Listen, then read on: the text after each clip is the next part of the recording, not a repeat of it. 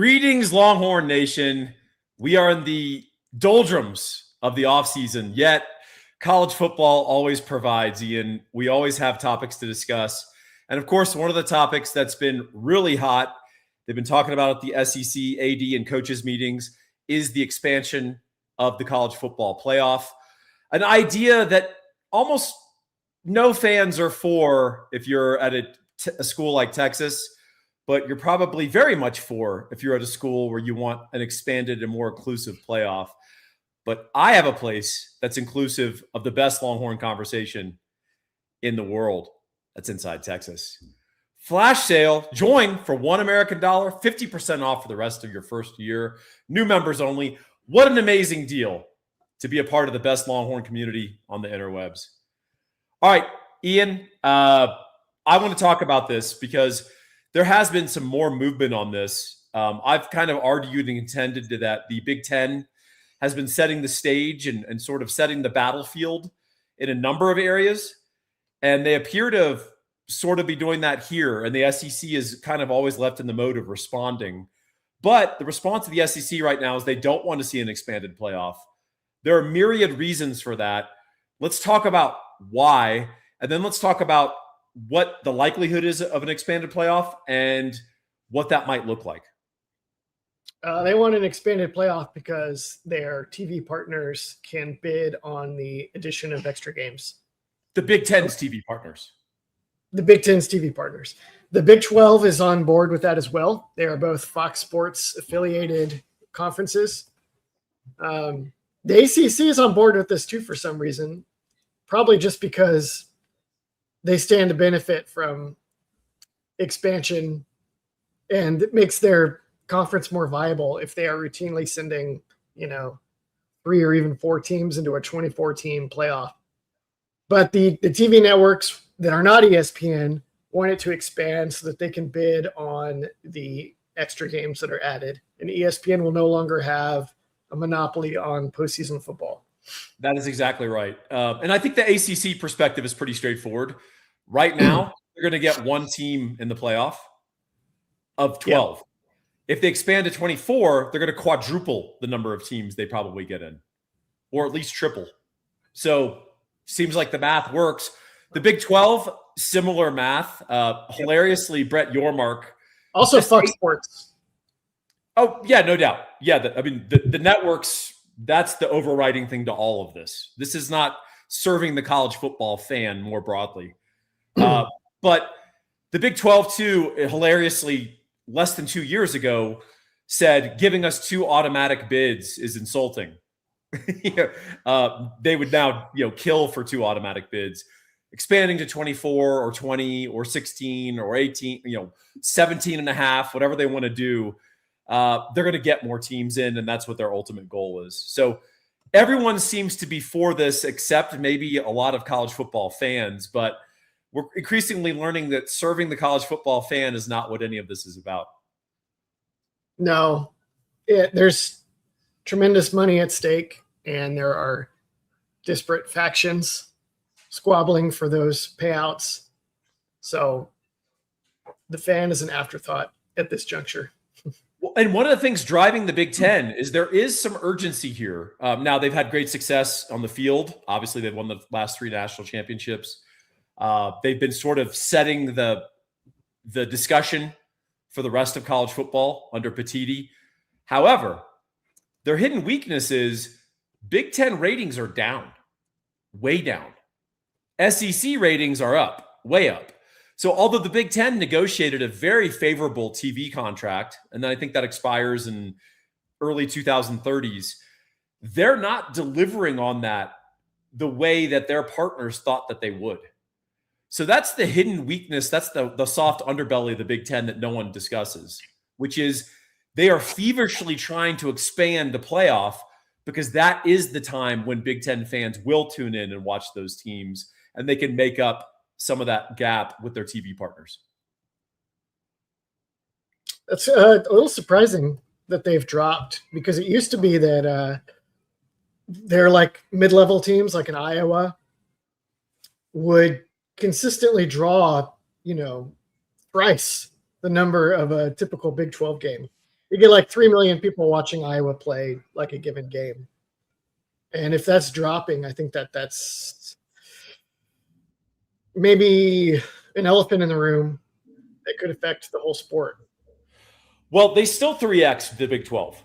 The Yeah. point is it's relative to the SEC. And the great single prize of realignment was Texas. Because you don't just get Texas, the Longhorns, and all the living alumni and all the people that have a passive interest in Texas nationally and in the state. There's plenty of like people who went to Texas State or UTSA who are the famous Longhorn T-shirt fans that the Aggies like to deride, right? We're supposed to feel bad that we're popular, right? I guess is the argument. But the other part of it is you're delivering the state of Texas. By having Texas and Texas A&M in the same conference, you have the most populous state with the Venn diagram overlap of football passion. So California has the most people, arguably below average football passion, let's say, for college football. Texas is the second most populous state, pretty high level of college football passion broadly. So that's the dynamic that's part of what's going on. And it's also just fed the energy of the SEC. That's almost... Sorry, go ahead. I want to see where you're going to go with this before I go. I was going to say, that's all an aside to the larger conversation, which is what we care about, the product. I mean, we can talk about the TV contracts and all that stuff. It's interesting in explaining motivations. Ultimately, I don't think the average person gives a rip. I think they want to see a great product on the field. And my fear, and I think maybe your fear, Ian, I don't want to speak for you, is I think too much expansion of the playoff will devalue the regular season pretty badly, to the extent that you could see scenarios, Ian, where teams that are solidly in the playoff with a bye, an 11-0 Texas, an 11-0 Ohio State, might rest their starters against a rival, might rest their starters in a title game, a conference title game. Now, I'm assuming those title games will go away eventually if we go to expand to 24, but the rivalry thing is real. I think you could see a scenario where you have to move a lot of rivalry games to September and October. Yeah. So just to get back to this, because I think it ties in. If interest in college football is waning, say in the North, yep, or the West, it obviously was in the West because the Pac-12 folded like a cheap tent twice. First, when the winds of COVID blew, and then second, when realignment came to see, look under the rubble, they found nothing. They found Oregon, and that was about it, right? So the concern here is that Southern football is what powers college football, including Texas in that category. Yep. But the product is the powers that be are often antagonistic toward Southern football. That's not a recipe for sustained success. We have this scenario where Texas got out of the Big 12 to avoid the leeches and the hangers-on that relied on them for carrying the value of the product. But we're maybe in a situation now where the rest of the nation is trying to do that. Yeah, I mean, well, so there's a disparity between on-field success and viewership, right? So the Big Ten's been counting coup of late and sort of feeling their oats because they're reeling off championships in this new world of NIL. So here's the other part of that, Ian, is some of those Southern football passionate schools, frankly, don't have the money to hang with the Michigans and the Ohio States when they get serious about football. So there are enough one-offs in other conferences, the Oregons, et cetera, that you do run the risk of Alabama can be as passionate as they want. At the end of the day, if they've got the 18th biggest NIL budget and we don't have a salary cap, where does that leave them? Yep. It's so many things to navigate here. Yeah, a lot. So let's talk about the actual playoff. I ran a poll on our beloved Inside Texas, where you can go join for $1 American and get a membership. And as it loads, building the drama, I simply asked, what would be your ideal size for the playoff? Now, we ran this on a Texas board, so it's going to have a Texas bias, right? I'm fairly certain if we ran this on other boards, we would get very different results. However, the Texas Longhorn result is this. 2.3% said they want a 24-team playoff. Less than 1% said a 20-team playoff. The majority of folks say they want a 16-team playoff, and we'll probably stop there. But almost half of respondents say let's stick with 12 or even go backwards and get less. Let's go back to 8-4 or bring back the BCS. I did not include bringing back having AP voters decide, after BYU, an undefeated WAC BYU defeats a 7-4 Michigan in the Holiday Bowl by a touchdown. They win a national title. We're probably good that we're not at those days anymore, but this is kind of telling to me about where the instincts of the Texas college football fan lie. What are your thoughts on this? And then let me ask you, if we ran this same poll on the Ole Miss board, would it look completely different? No, I doubt it. I look at this and I think that the SEC's preference for 16 is disseminating into the people of the SEC, including Texas fans. So my guess is that Ole Miss fans would have a similar preference for 16 because that's the party line. Okay, what about Ole Miss is a bad example. How about North Carolina football? The thing that you do to pass time between basketball seasons. Do you think they want to stop at 12 or 16 or even go backwards? Or do you think they'd be all for 24? I assume they'd be for 24. Yeah. I think most of the ACC and Big 12 would be for it. Maybe even maybe even like a Miami would be in favor of it. Because they're thinking, hey, on the off year that SMU or whatever gets ahead of us, we still want to get those. We either still want to get in or we still want to get the payouts. So I assume that the interesting question would be like, what does Ohio State or Michigan fan want? Because that may be pretty different from even the rest of the Big Ten. Well, riddle me this. The SEC ADs, who may not be necessarily representative of their fan, they overwhelmingly said, we want to go to 16 or more. That's Kentucky. That's Vanderbilt. That's Mississippi State. They want 24. Yep. Nobody wants to get left out. Once you get left out and you have a chance for like a caste system to get firmly entrenched in college football, then if you're a Kentucky or a Big 12 school, then you're like, oh, I know where this is going. Well, here's the thing. There is no monetary reason that Mississippi State's in the SEC. They're there for historical reasons. Yep. People rewrite and re-examine history all the time. So, we're talking about a current college football where it's this, college football, part of its appeal is its tradition, its venerable nature, the constancy, the fight songs don't change. The helmets don't change, right, at Texas. But we've got Washington playing Illinois in a Big Ten conference game. We've got Texas playing in Lexington in a conference game. We've got free agency, de facto free agency in the college game. We've got college players making $4 or $5 million a year. Everything has changed.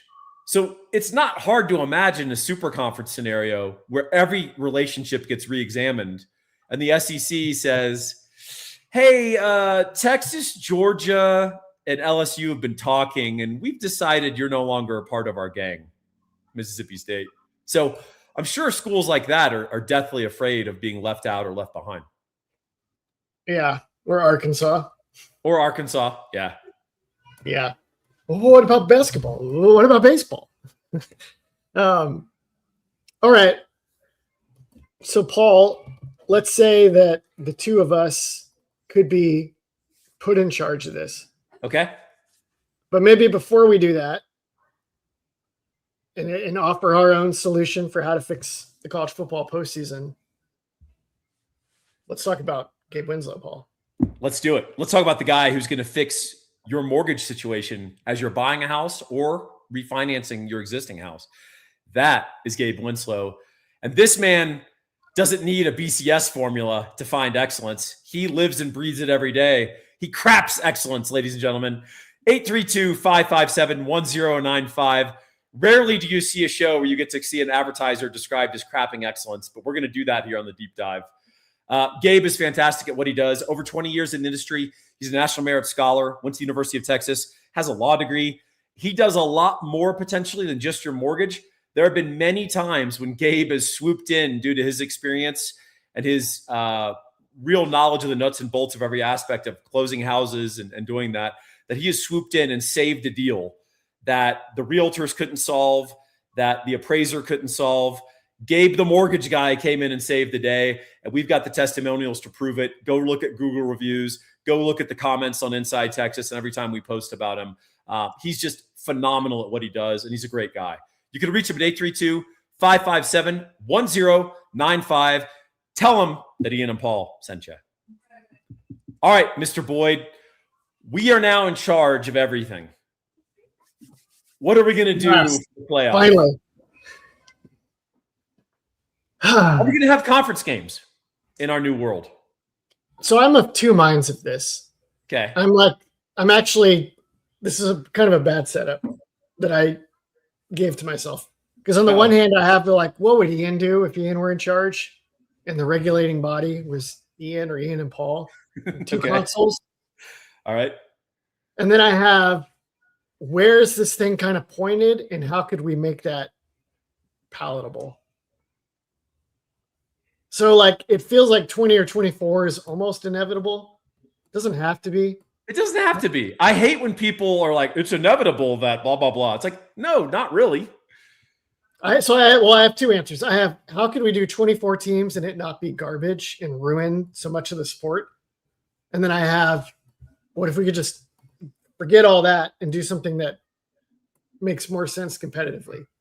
Yep. So my number would be 8 if it were just up to me.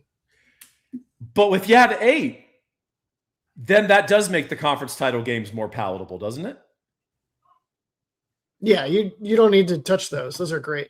And in fact, they're kind of like qualifiers. Yes. Okay. So you almost have a de facto 12. But not, you know what I mean? Yeah, I do. Okay. So I think you want 8 or actually 14. I thought 14 was going to be inevitable because you could just take the Big Ten and the SEC champion and give them the 2 sole buys like in the NFL model. Oh, okay. And then pick 12 at-large teams. I don't think you need 12 at-large teams to really choose a champion. You'd basically just be doing that to keep smaller schools alive so that they can continue to farm talent for you in the transfer portal. I don't know. Yeah, exactly. We need to keep our minor league system alive somehow, Ian, so we can go get these guys in the portal. The G5 championship seemed like a good way to do that. And then they were all like, no, you're not going to put us at the kiddie table. It's like, well, you might. Well, but you are a kid, and we made macaroni and cheese for you, and everyone else is eating steak. I like your idea of the 8. I'm enough of an old man yelling at clouds that I didn't mind 4. And here's the interesting thing about 4 or even 8, Ian. It kind of lets you off the hook if you're the Mississippi States, because there's so few teams and it's so elite. Yeah, your fans aren't up your ass about why didn't we make the playoff. Yep. Because it's seen as unattainable. 12, 16, 18, 20, 24, that seems attainable. Yep. And that's when you get into trouble. Like when you give those people hope, you're in trouble the minute you give those people some oxygen. That they're like, hey, freaking Duke had a run and they went to the playoff. Why not us? Right? I mean, Indiana, God help you. I mean, I can't imagine the uncomfortable conversations with every AD at bottom P4. It's like, well, look at Cignetti. Why not us? But if they're going to be partners in these massive TV contracts, shouldn't there be some plausible, what about us? Yeah. It's like they're trying to have their cake and eat it too. They want to remain peasant farmers, but then also want the system that's more egalitarian. So they want the hierarchy in terms of we get the money, but then they don't want the hierarchy in terms of we actually produce results. Right. I mean, Mississippi State wants their equivalent SEC payout. Yes. They want their $75 million, which they played a nominal role in producing. Right. And so they're very concerned about their rights and privileges, not as concerned with their obligations. Yeah. That said, under the current college football rubric and psychology, you can't have a true super conference where you just play an elite team every week. Right. You kind of do have to have some take the check, take the L teams in your conference. Yep. The Big Ten has struck a pretty damn good balance in that regard. And I think the SEC certainly has their dregs, but in the SEC, hope always springs eternal. You're always one game-changing quarterback and an innovative coordinator away from upsetting the big boys. So it's an interesting thing. Now, let me ask you. That happens more in the Big Ten, as we've seen. It does. Well, I mean, because but here's the thing, though, Ian. I feel so bad for Vanderbilt because it's one of the great stories in college football, but it was completely devalued by Indiana doing it more. Vanderbilt was the doormat of the SEC. There's no debate about that. And what they did was pretty incredible. And then Indiana is like, hold my beer. And they create the greatest college football Cinderella tale of all time, right? So, all right, I don't want to go on a tangent on that. But so you're saying go 8, you keep the conference title games, you keep that patina of eliteness of, hey, we're only inviting 8 to this. But you kind of get the sense of that 8 could be inclusive of a late Charger who gets their stuff together late in the season and they go on a hot streak. Would Ohio State from 2 years ago have made the 8-man tournament, or they have just been left out? No. Let me make the counter argument to your 8, even though I'm very spiritually disposed towards that. The fact is, the sport is flattening, Ian. And the fact is, Miami arguably should not have made the college football playoff, and they played for the national title, and they played Indiana the best of any team in the playoff. Ohio State rode through the playoffs like a freaking buzzsaw, and they would not have made the playoff in your 8-man format. So are we taking into account the full flattening of dispersal of talent of the sport by only going with 8? Don't we need to go for 12, maybe even 16, or your 14 idea? Well, not under the current. Only if we have a system that keeps out the have-nots. Yeah. If it has to include where you get 3 G5 teams in there. Oh, so your 8 would have included a G5 team? I haven't really thought that much about it, but okay. Well, that's what we're doing. Think about it now.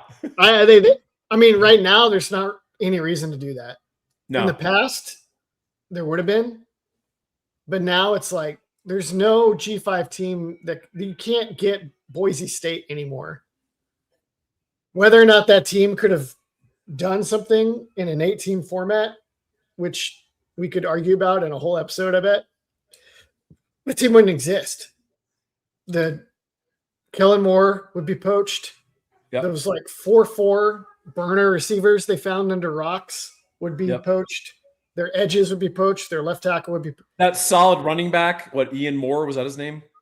They had a different one every year. It felt like some of them had a solid, unremarkable but very solid running back. He would be at Penn State, like as their second team guy making $500K in NIL, right? Yeah. So you're right. It's very difficult to construct that team anymore.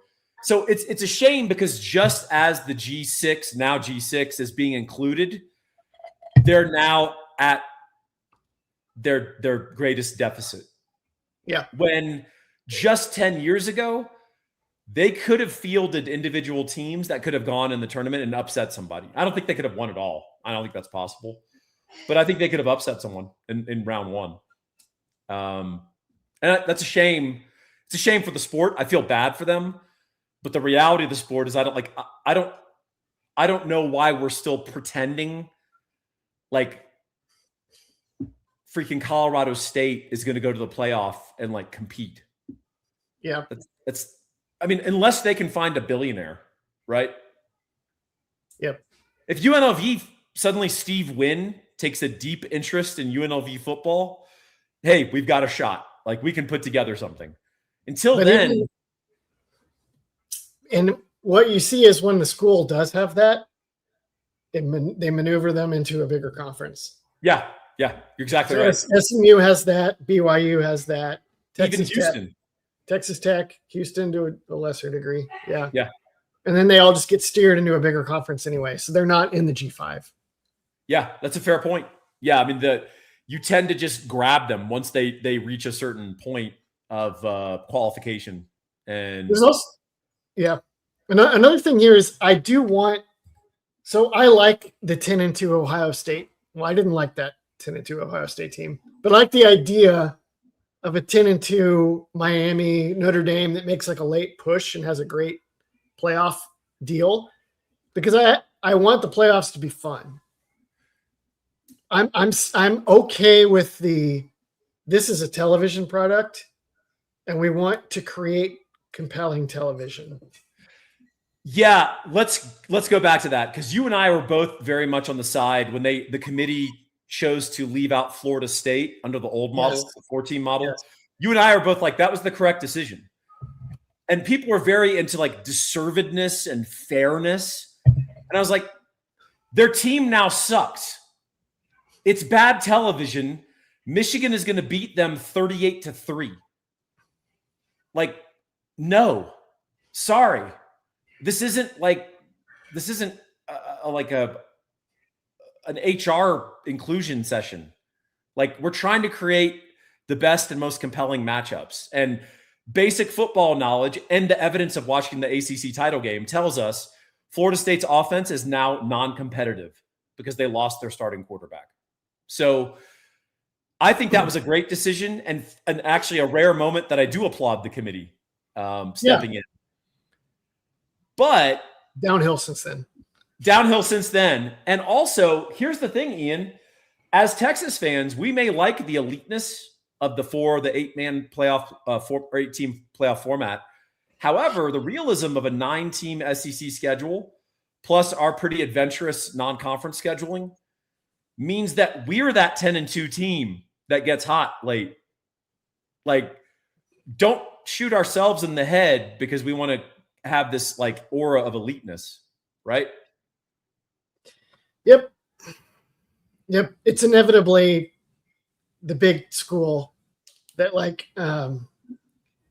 your example, this team was, I believe, undefeated or nearly undefeated and won the title.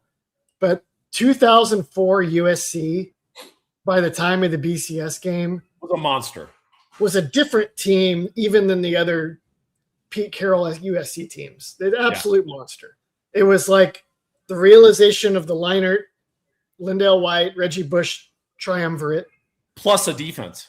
Plus dual All-American defensive tackles. Yeah. And they went through the Adrian Peterson, Oklahoma, like crap through a goose. That team, they had the Sam Darnold team that played Penn State in a shootout.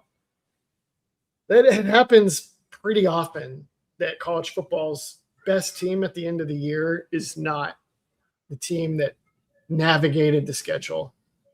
I think we have to completely dispense with regular season determines your champion, because wildly unbalanced conference schedules and the need to have compelling television in the holiday season, now that the bowls are kaput, you have to be inclusive of those like 10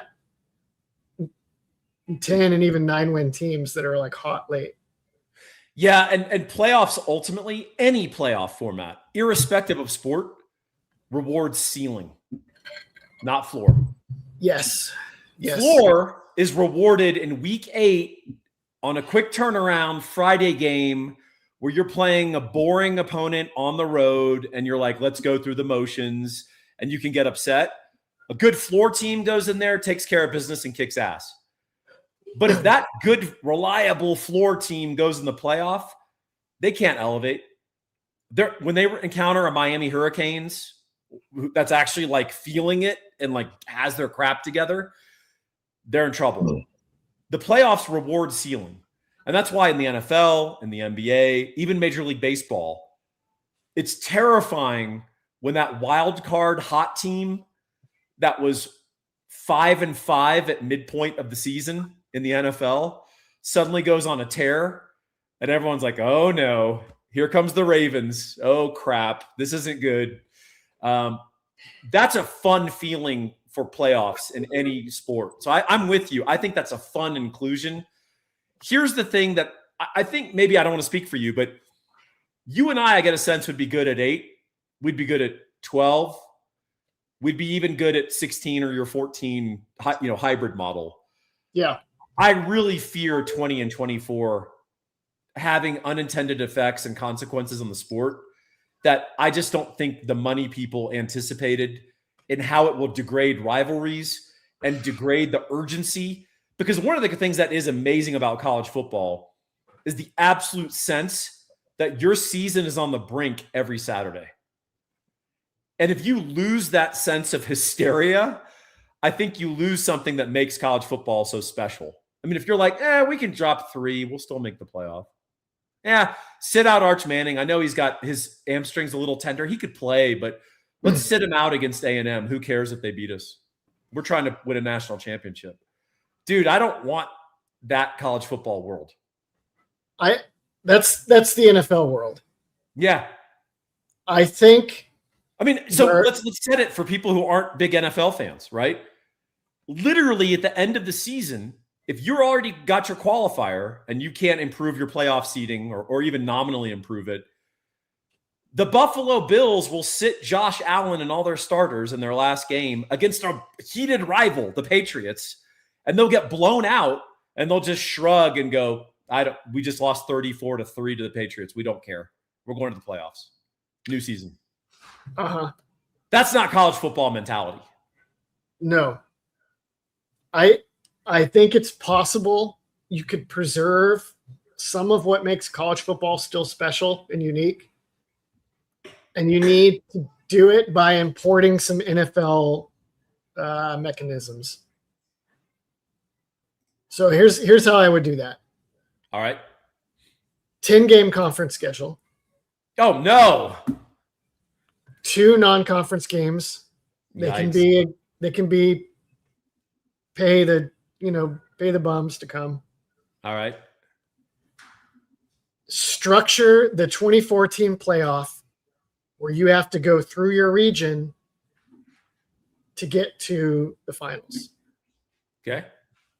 And what I hope you could do with this, in the same way that the SEC has like the pods, if you create regions, then it's like, hey, there's no point in playing Texas A&M tough at the end of the year. We're already in the playoffs. That's garbage for the sport. But not as much if you know you have to go through A&M to get through the playoffs.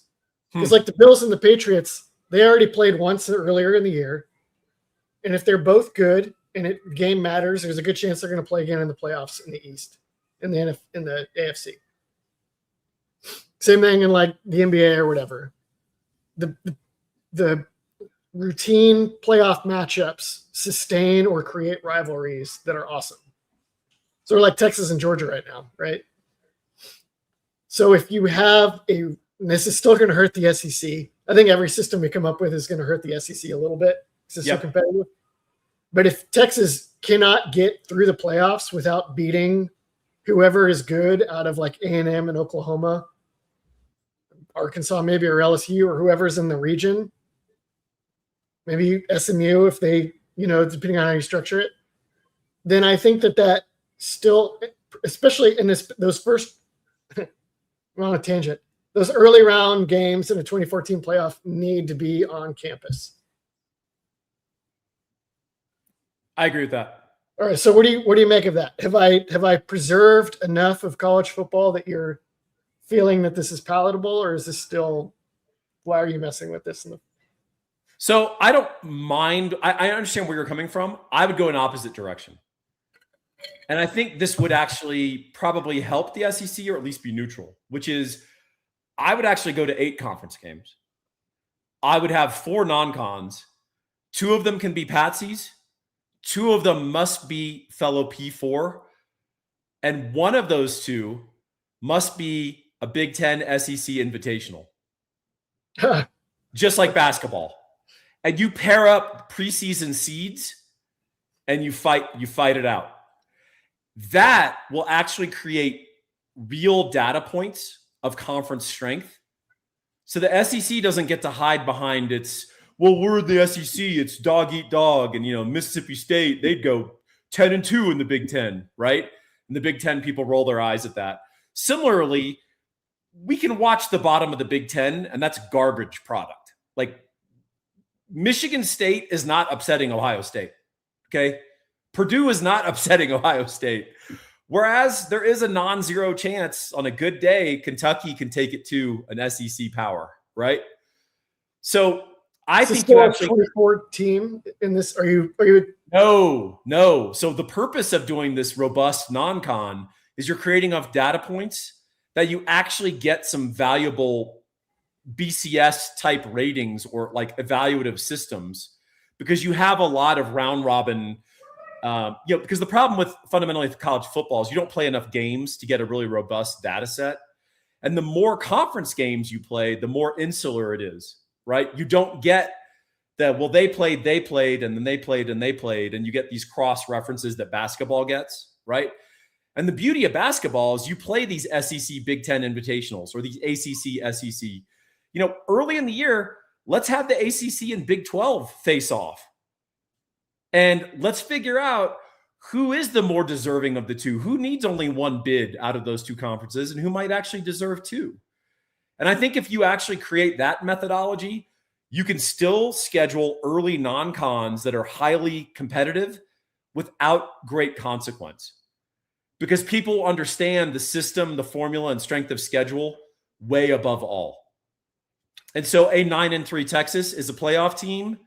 And that doesn't mean an 11-1 Texas Tech that breezed through the easiest, the number 74th rated college football schedule. They're on the playoff bubble. I think you are wildly overestimating the reasonableness of people evaluating these things. I'm in charge. We just decided, we stipulated I'm in charge.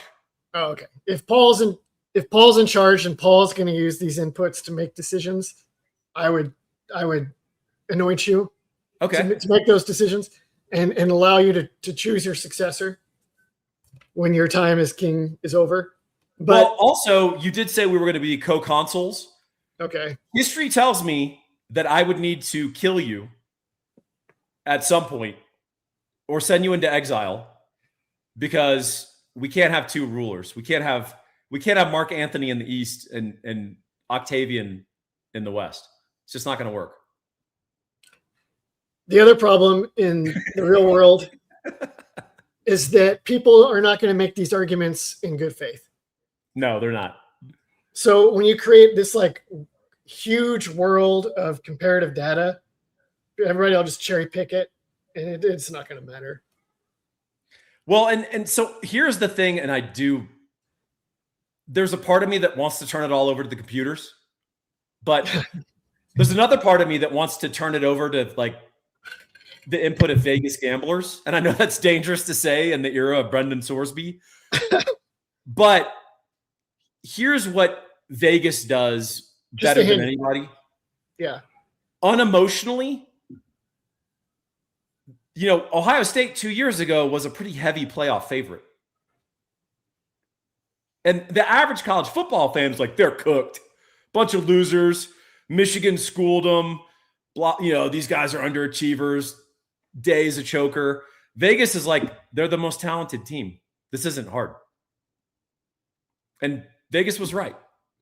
So it is interesting. I do think that there is some value in having, because Vegas combines both modeling, computer modeling, pretty sophisticated computer modeling, with the human eye, which says the Texas Longhorns at the midpoint of the season last year didn't even belong in a playoff conversation. You should burst out laughing at anyone who suggested we're a playoff team after Florida, right?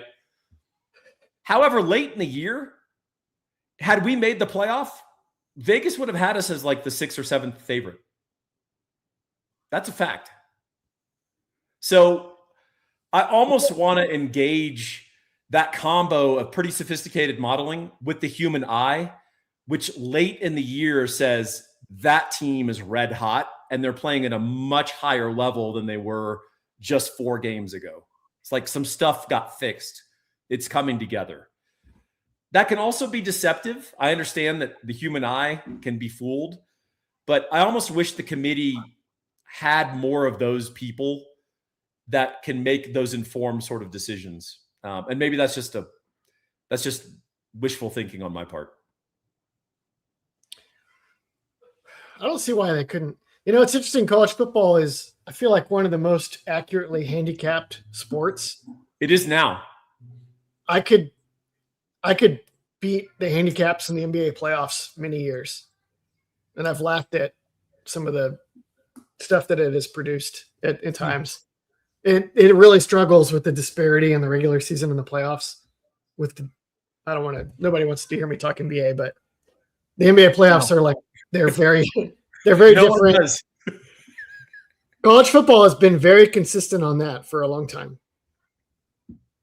That the Vegas handicaps are like, you go against them at your own peril.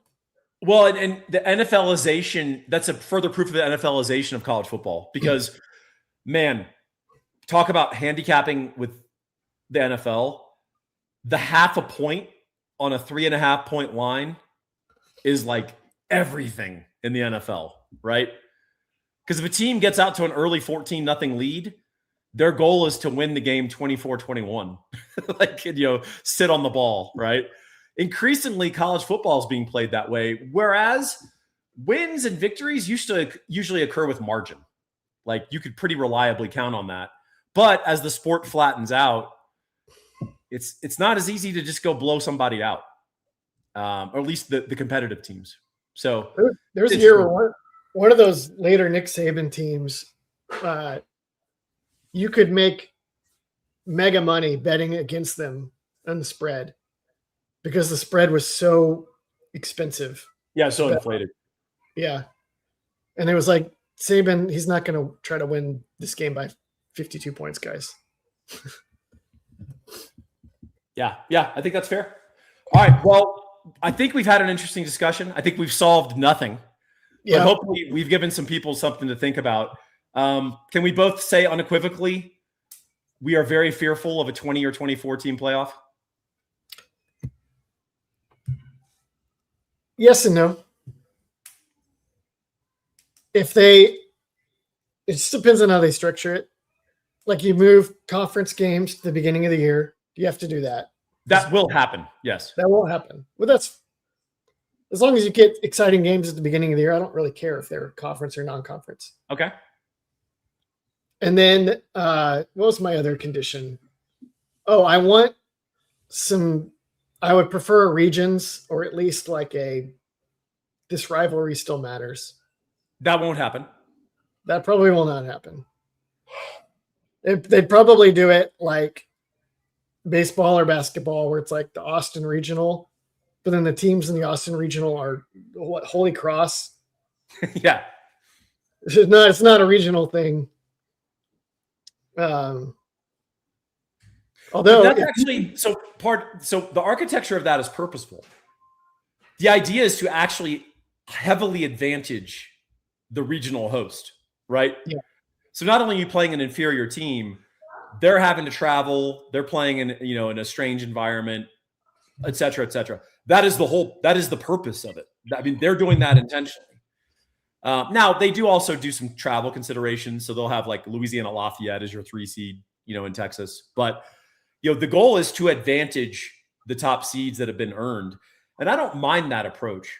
But partly that's also the construction of baseball, in which a pretty bad baseball team can beat a great baseball team 2 out of 10. And there's no equivalent of that in football. I might be on board if they did something like the Indianapolis Regional, the Cotton Bowl Regional, the Atlanta Regional, all the places with big stadiums where they always, and then Texas, it's like, man, we want the Cotton Bowl Regional. I already hate the sound of this. But, all right.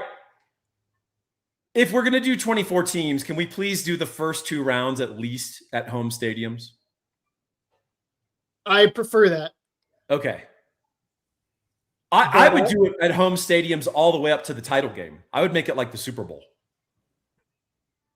Like, I would have the Final Four. You'd be traveling to Alabama and traveling to Michigan or whatever. I think that's better, but I do think it'd be fun if it's like the Cotton Bowl Regional is Texas, Clemson, SMU, and Texas A&M. And we'll see who comes out of that pod. And then they'll play the winner of the Indianapolis Regional.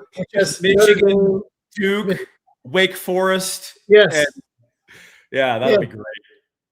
That would be kind of fun, you have to admit. I don't know, man. This is the problem with all of us, with the purists, is that once you start picturing a playoff and all the teams, it gets fun, because counter to what most college football fans believe, playoffs are fun in general. You probably want Texas to wear black uniforms with like a no. a different Longhorn emblem, and you probably want to like turn DKR into a strip club. I definitely don't want to do that. All right. Actually, it almost is one already. I don't know if you've been there. yeah, it's true. We've got some pretty good sound and light shows going on. But all right, well, folks, these have been our ruminations. We hope you liked them. We hope you enjoyed them. We hope you got as angry and frustrated thinking about some of the potential outcomes that might happen. We also hope that maybe there's a chance you'll come join Inside Texas, because we'd like to have you be a part of the best Texas Longhorn community out there. $1, 50% off your first year. What a deal. Ian, I'm going to go write some more articles. I know you are too. And Ian's free today. He's done. But I really enjoyed talking to you about this, and we hope you guys enjoyed listening. Ian, I'll give you the final word on all of this, because as co-consul, I want you to have your last words before I banish you. I think we're going to end up coming back to this later this offseason, and I don't think it's going to be just because it's the offseason. I think there's a lot of meat left on the bone. There is. Yeah, we'll have another more meetings, and we'll have more press conferences, and Brett Yormark will say something, and we'll get to do a whole deep dive about it. So until then, thanks for joining. Hey, y'all, please smash that subscribe button. Join us. We'd love to hear your comments. We'll respond to you. And thanks to all of you for being such great, loyal